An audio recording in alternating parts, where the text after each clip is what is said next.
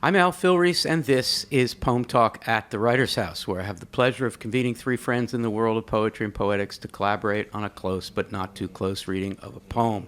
We'll talk, maybe even disagree a bit, and perhaps open up the verse to a few new possibilities, and we hope gain for a poem that interests us some new readers and listeners. And I say listeners, because PoemTalk poems are available in recordings made by the poets themselves as part of our Pen Sound archive, writing.upenn.edu/Pen Sound. Today, I'm joined here in Philadelphia at the Kelly Writers House in our Arts Cafe by Amber Rose Johnson, poet, critic, scholar, hailing from her beloved Providence, Rhode Island. Just to be clear, Providence, Rhode Island, but currently a Philadelphian doctoral student in English and Africana Studies here at Penn, whose work explores the intersections between experimental poetics, performance, and critical theory throughout the Black diaspora, whose editorial projects include the exhibition catalog for Colored People Time at the Institute of Contemporary Art, ICA, here in Philadelphia, and the catalog for Great Force at the Institute of Contemporary Art in Richmond, and whose writing has been featured in BOM and elsewhere, and who I'm so delighted to say co-teaches with me the open online course called ModPo.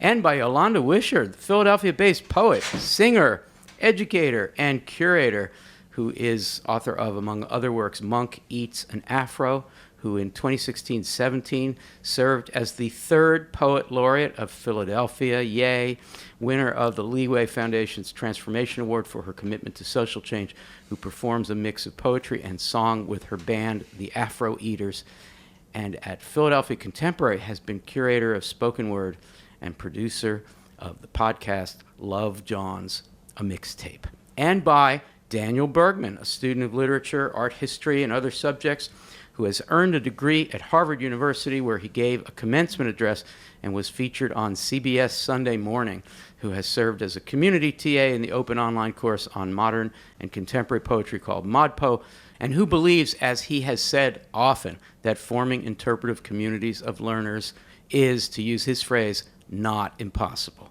The voice you will hear today, speaking Dan's words, or some of Dan's words, belongs to the filmmaker Michael Bergmann, who is sitting nearby now with a letterboard onto which Dan will spell his thoughts. Amber Rose Johnson, it's good to see you. Good to see you, Are Al. we, on a scale 1 to 10, excitement about talking about this work that I haven't even mentioned yet? 10. 10, really? Fantastic. Yolanda, always good to see you. You too. You're very busy. Yes. So can you say one thing in that busy thing, that set of projects, one thing that you want everybody to know that you're doing right now, project? I'm working on this awesome project called Consensus with Trapita Mason, and it is involving surveying Black women poets in Philadelphia, gathering them and memorializing them. Wow. And Trapita, it should be said, as of the moment we're recording this, but not for too much longer, is the current poet laureate and a really great person. Dan Bergmann, welcome back to the Writers' House. Do you have any idea how many times you've been here, Dan? No, but every one was important. You're so sweet. And it's great to talk about this poem in this company. Thanks, Dan. It's great to have you guys back. Well, today we four have gathered here to talk about a poem performance piece by Jayne Cortez entitled She Got, He Got. It was performed live at the Sanctuary for Independent Media in Troy, New York on October 23rd, 2010. Backing Cortez on drums is Donardo Coleman. Here for our podcast, we'll be listening to the audio of the performance on a show page at Jacket 2 Magazine, where we post on PoemTalk. We will post a video recording, which is also available on YouTube. So here now is Jayne Cortez performing She Got, He Got.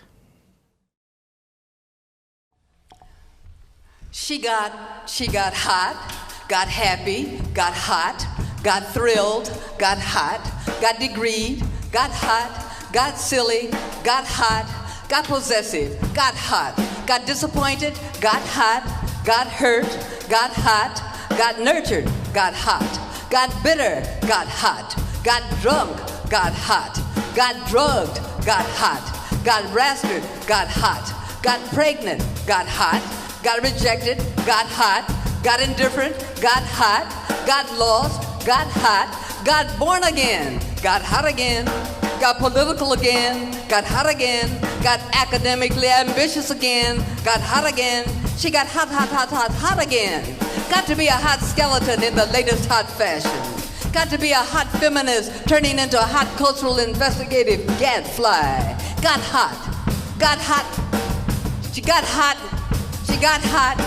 She got hot and got like a hot exile flying into alcoholic tantrums on hot buses. Got hot, got hot, got hot. She got hot, she got sad, she got hot, she got crazy, she got hot, she got athletic, she got hot, she got impatient, she got hot, she got used, she got hot without sweat, she got hot without heat, she got hot like a hot young volcano, got hot, got hot.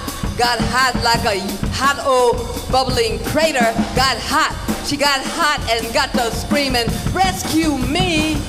She got hot and got to shouting, open the door, Richard. She got hot, hot, hot. She got hot, hot, hot.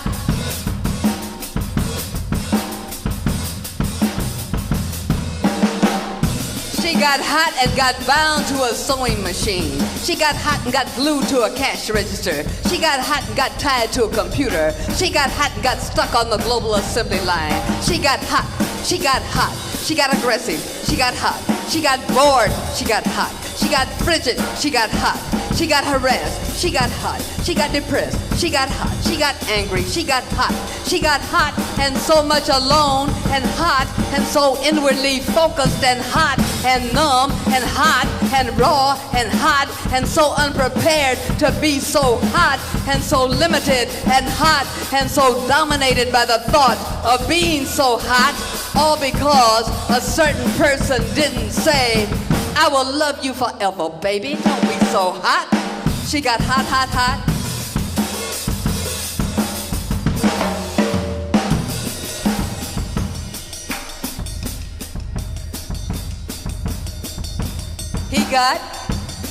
He got happy before he got cold.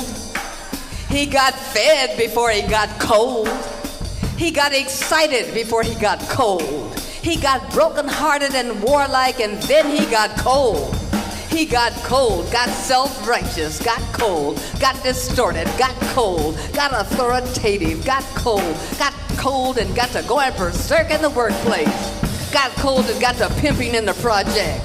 Got cold and got to screaming for revenge. Got cold and got to handing out punishment. Got cold and got to setting up situations that would fail. Got cold, got frustrated, got no recognition. Got cold, got high, got cold, got forgotten. Got cold like a cold mercenary. Got cold like a cold hyper-fastidious hotel manager. Got cold like a cold militarized supervisor of clerks. He got cold like a cold political hustler in the street. Got cold like a cold over-the-hill CIA agent. He got cold, cold, cold. He got cold without ever having imagined that he'd be so cold and wooden and cold and untropical and cold and plastic and cold and mute and cold and ferocious and cold and rigid and cold while watching the sunshine and cold while kissing himself in the mirror and cold and removed and cold and swollen and cold and dependent on being so cold. He got cold. He got cold and got to screaming, it's a man's world. He got cold and got to hip-hopping like a peacock. He got cold and got to hollering, I'm a macho man. I'm a macho man. He got cold and got glued to a subway booth. Got cold and got tied to a Department of Sanitation. Got cold and got pinned to a patrol car. Got cold and got taped to a bar stool. Got cold and got engaged to a pawn shop. Got cold and got married to a racetrack. got critically cold, got artistically cold, got miscellaneously cold, got cold and so outwardly focused, and cold and mean, and cold and greedy, and cold and selfish, and cold and so concerned about appearing to be so cold, all because somebody stole his lollipop, and no one could chip through the ice to say, I'll love you forever, baby, don't be so cold. He got cold, cold, cold. He got cold. Thank you so much for coming out tonight. Leonardo Coleman.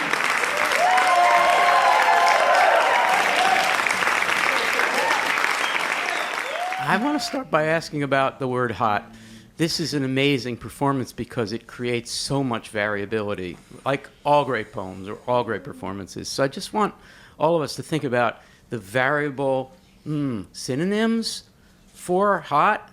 What are some things that hot is here? Amber Rose first. Hot. What's it mean? Motivated. Motivated. Yolanda? Sexy. Sexy. I mean, clearly. Dan, what's the synonym for hot here? Dan says dangerous. Dangerous. Amber Rose, comment on dangerous. Does that work for you? I like dangerous, yeah. I like dangerous because even within dangerous, there's that same kind of, you can flip a coin for its meaning or the kind of its connotation. So dangerous could be alluring in kind of like a sexy way. Dangerous could be untouchable. But dangerous could also be a kind of negative categorizing. So depending on the context, I feel like within that one word is a slew of meanings. Yolanda, is there a relationship between, you said, I think the word was sexy and angry, which is also sometimes a connotation for hot, like hot under the collar? Oh, yeah. Yeah, to get hot. I also thought about hot, like, of the moment, like being hot in the charts or... and it's Trendy, all trendy, peaking. Yeah, but it's momentary. It's very time based and signals something that's not very lasting. It's just a momentary state. Let's turn to cold and do the same thing. It's very different. It's supposedly an opposite, but it's very different. And I guess I'm weirdly moving already to an idea that I'm putting out there that even though the poem is perfectly symmetric, we've got lots for the pronoun she, and then halfway through we turn to he is associated with cold, she with hot, so it sounds like it's symmetric, but I don't think hot and cold necessarily are symmetrical or antonymic, so maybe that's where we should go next. What's a synonym for cold, the way it's working in this poem? I was appreciating what Yolanda said about hot being time-based because cold seems like something that solidifies, a hardening that lasts, a state that one remains in once you get to that place. But hardening is the synonym I want to offer. Hardening emotionally, intellectually, etc. Physically. Yolanda, cold? I guess that word that she used earlier, frigid, emotionless, distant. So Mute is another really good one. yeah, can you That she find the uses. context for that anywhere? Cold and wooden, cold and untropical, cold and plastic, cold and mute, cold and ferocious, cold and rigid. I think Got- untropical is really funny. That's perfect. Yeah, except it gets complicated, people. So maybe all three of you can respond to this one, starting with Yolanda. Got cold and got pinned to a patrol car. So that would suggest that police brutality is, or we're assuming that in the context here, has something to do with this person being cold as in unfeeling or not expressing love or wow. What do we do with that? You know, I started thinking about the relationship between hot and cold, and sometimes you're hot, sometimes you're cold. It's kind of the roll of the dice. Bad luck. Yeah. So cold being kind of just a bad turn of fate here. You know, your loss in that moment. Wow. Dan, what are your thoughts? It might not have happened if someone had told him, baby, I'll love you forever. Don't be so cold. I also feel the two parts are not equal. So much more about her. Yeah, I'm going to jump on the Or both. first comment. Maybe he wouldn't be cold if someone had said, I will love you forever. Because that's a line that we haven't talked about when we've talked about this poem before. And You're revealing that we talk about this poem a lot. well, which is yes, fine. in the context of Modpo. Yeah, we love this poem. We do love this poem. Yeah. But because it's a performance, you can return to it, and we never get to every single bit of it. So I'm excited to spend a little bit of time with this bit that I haven't otherwise spent time with. And I was thinking about the role of care and what the poem might be trying to suggest that care can do when it's present, and what it can feel like when care is absent. Which is that care and unconditional love maybe makes possible the opportunity for us to step outside of binaries and to actually see and apprehend and hear and experience one another outside of just hot and cold. That care is something that kind of works the in-between. But without that care, we end up in these kind of binaries where we're not really paying attention. It's just hot and cold. That's really amazing. Yolanda, I would love to hear your response to this. I mean, Amber Rose Johnson is basically saying, not only is it not binaristic and not symmetrical, but it's not about being hot or cold. It's about a relationship that depends on finding some place between hot and cold. That sounds so loving and moderate and so cool. And Buddhist a little bit too, like just be neutral. Like it's not hot nor cold. And that those moments of if somebody had or if only are moments that disrupt the kind of cruel balance of fate, right? You know, I think they're different too. The one with the she is if only somebody had said, I will love you forever, baby. The other one, the he is if only somebody hadn't stole his lollipop or something like that. And I kind of saw them as both moments of trauma that disrupt life or set you on a different course, you know, and introduce that if only or if. Yeah, I mean, I'm thinking about what is afforded or what is revealed if we don't do that alternating. So if we don't take it as, well, in this section, I can compare this section to this other section on kind of a one-for-one, line-by-line. So what's afforded if we don't do that? Because I think partially the binary does lead me to read it comparatively. But if I try to resist that, maybe I get a more caring reading, actually, of these two figures or the two gender binaries and how they're sort of constructed. And maybe it's that they're not...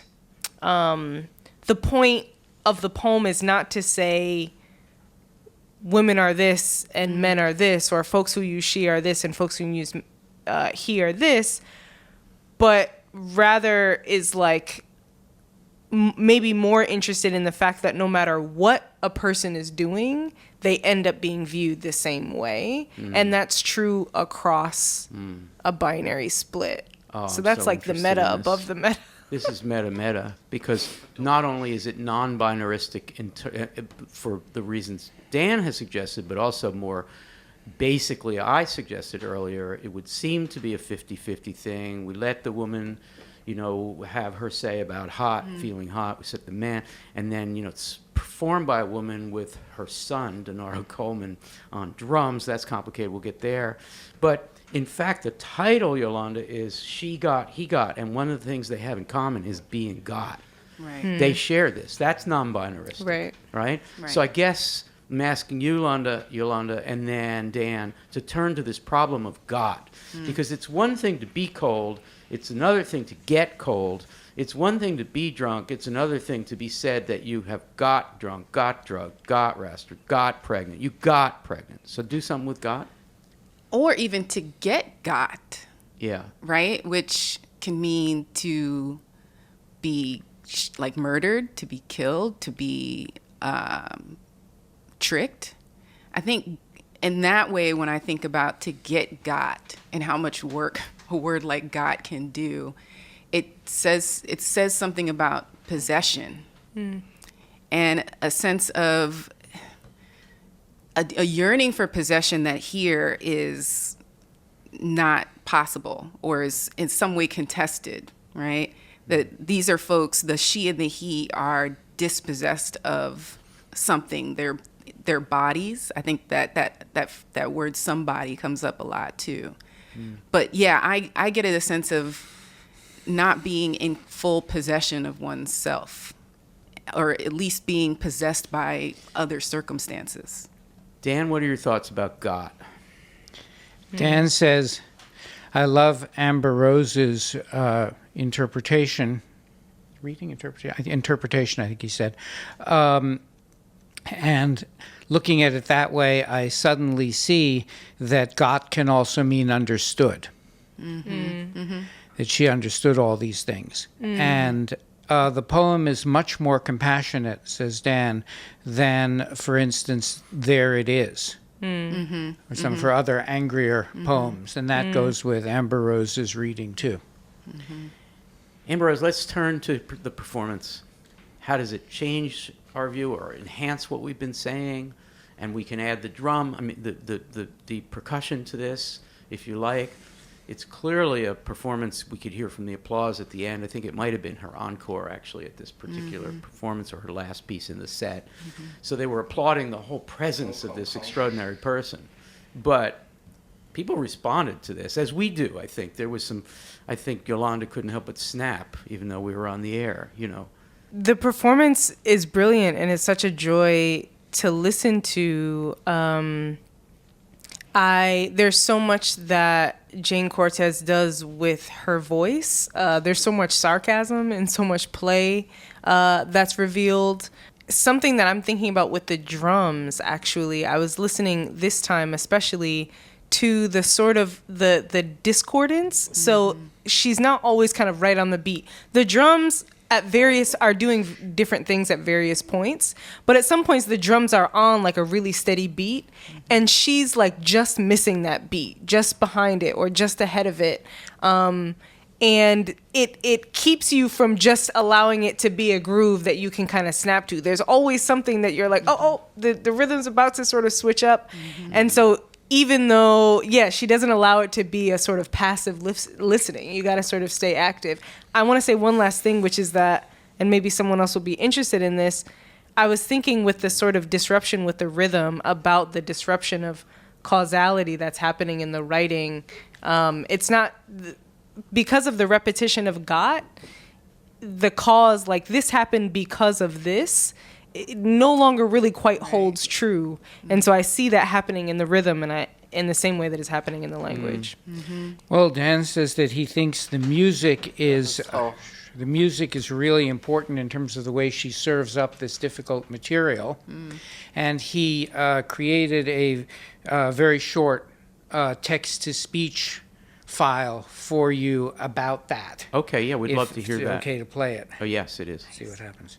First of all, she uses rhythm to contain her rage. And she uses music to give her audience permission to enjoy her rage. To feel empowered by her rage. To feel empowered within her rage. To feel happy because of her rage. To feel safe within her rage. To feel relieved by virtue of her rage. Oh, man. Damn. You're killing Wow. us. Oh, Okay, I I want to invite Amber Rose and Yolanda to respond to Dan's intervention there about rage. Just to uplift the rage in Jayne Cortez's poetry and not to demonize it, to make it something that's strange and shouldn't be there, but is a thing of beauty and purpose. Yeah. Yeah. Yeah, I really love that reading. And also to invite other people into the joy of your rage. Right. That edge of joy that rage can have. Yeah. I think that's powerful. Yeah, I love that, and I love Dan's use of the word rage, because rage is so often read as like uncontrollable, outlandish, totally, and I think Jayne Cortez is expressing rage, and I hadn't even read rage into this, but as soon as it was said, it's like, yeah, I mean, rage over the conditions, right? Rage over this binary even existing. Why else would she be writing this poem? Why else would she have her son sweating on these drums if not to express this rage? But the idea that the rhythm is a container, that the rhythm makes it possible to engage with, makes it possible to find pleasure in, makes it possible to experience this rage as something that's informative, that's enjoyable, that's pleasurable, that's like really, really rich and complicated, and something that makes other things possible is, stellar reading. We are talking about art or art form, music, form, but form that contains, but not contains in the sense of delimits or prevents. Contains meaning makes possible. Yeah, becomes a that's vehicle what Dan's for. reading there. Yeah. Right. So rage is not beyond form, breaking out of form. This is a formal piece. Yeah, Yolanda, you perform. Let's turn to you as a performer. This is something, in what sense is this a model for you and others to do this thing, this containing of rage, so that it's art and not just rage? Well, there's some way in which you always want to get free on stage. You want to get loose. You want to get beyond your body and whatever the constraints of your life are in that moment. You want to get past that. And I think in some ways, what I see in this poem is a way to get free, a way to imbue one phrase with the kind of power that can kind of cast a spell. Yeah. And that's the model for me, is that just the power of her voice, without kind of there's no trickery here with rhyme. There's some wordplay, but there's a way in which you're invited. She's getting free. This is almost an exorcism, a loosening or a releasing. But then there's also that an invitation in to experience that, which makes that audience reaction in just that little bit of camera angle on how folks are like, yeah, there's like some woman who's like, I'm not sure it just happened to me right here, but I like it, Yeah. Well, we all could spend more time talking about this piece, but what I'd like to do somewhat arbitrarily is ask each of you for a final thought, something that you came here today wanting to say but haven't had a chance to yet. My final thought is a question for Amber Rose and a question for Yolanda. May I ask? Please. They bracket the range of possible interpretations of the poem. The question for Amber Rose is, how did you get to this wonderful, caring reading in the context of your work on English as a language of colonization? Dan with the Dan, fire what the hell? questions. Is this like Dan, This is the Dan show. This right, man. Hey. This is dissertation defense. Answer This the question. is the Dan show. Okay, should we hear Yolanda's question? Did Dan put his finger on the issue? Okay. Dan, Yolanda's question is totally so different. you're not going to I'm let scared her to hear my answer question. first? No, should we of hear- course. She asked to go on to Oh, Yolanda. come on. We want to hear this. Care. Dan. That's what I'm trying to figure out, Dan. Okay, well, okay, so my thinking about care really especially comes from Christina Sharp, as much of my thinking about things does. But Christina, who writes about ordinary notes of care, and I'm thinking especially about her text In the Wake on Blackness and Being. But she uses a line from another scholar, Saidiya Hartman, who's come to the Arts Cafe before, who says, care is the antidote to violence. And Christina meditates a lot on what ordinary acts of care can do. Not necessarily the most extravagant thing, but just care as listening, care as paying attention when someone is changing, when something is happening in someone's world, to just pay attention. And she helps me think about care as something that brings forth radical possibilities. And because of it, has me trying to read for small acts of care in ordinary context. Great question. Great. Yeah, thanks for the answer. question. Okay, what's the question for Yolanda? Can't wait. You spoke about your partner on the bass in the band, and I want to ask you, in the language of your infinitely soft and sensual sonnet with the cooking lexicon, what do you feel Cortez is cooking up, and is his coldness a dessert like a gelato or something infinitely sadder? Ooh. He's done his homework. Did Yolanda. research. Wow. Oh. Yeah, this is a different kind of cooking, this poem. This Jayne Cortez poem is a little bit of a different kind of cooking. But there is a sense of what Amber Rose was talking about, is the sense of care in the poem that you're referencing, Sonnet with Cooking Lexicon. It's the story of how I met my partner, kind of told through the language of food. And it does generate its own kind of heat in terms of just the mix of our two families, intersecting. And there is I feel like that's where heat happens, and it happens in this Jayne Cortez poem too, an intersection of sorts. So maybe not so much that these she and the he are following each other, but maybe they're crossing in some way. Great question. Great answer. Michael, what's Dan saying? He's just trying to get ahead to the Gathering Paradise. Oh, question. okay. So All that's good. right.